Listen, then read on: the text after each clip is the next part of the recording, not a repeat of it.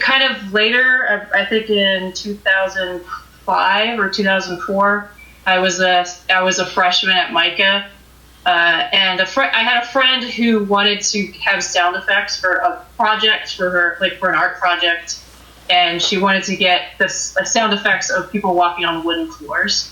But we didn't really know anybody who had like a wooden house down by Micah, and I was like, hey, my grandmother has a house that has wooden floors, so we could go over there.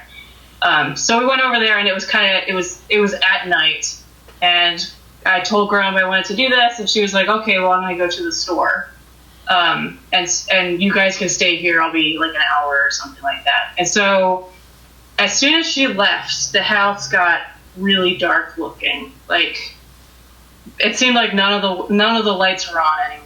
It just kind of became this like impending, just scary kind of malicious feeling. But I was like, that's okay. I'm wearing a cross necklace. It'll be fine. And so I was just like, okay, we'll go upstairs. We'll go in the front room, which I think is what you're calling room 1, the one with the bedroom west. It's where Pops used to sleep, right? Yeah. But he was already gone. He had already died. Sorry? Pops had already died at this point, you would say? Yeah. Okay. Yeah. So, but I decided to go in that room because I always felt that one was the least creepy room. Basically, I didn't want to be kicking around in the master bedroom. I think Natalie was still living there, so I didn't go in her room either.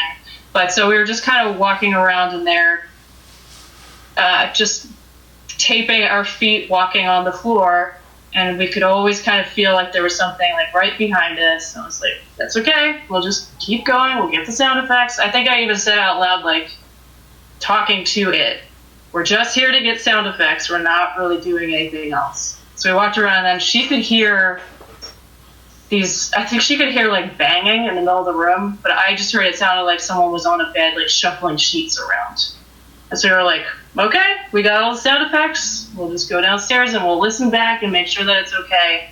And so when we went downstairs and we were listening to it, it just sounded really strange. The tape that we had made, it just was like this bad hissing noise. It kind of sounded like it was like trying to come through it wasn't a video, it was a tape. It was just like really, really scary sounding, so we just like turned it off.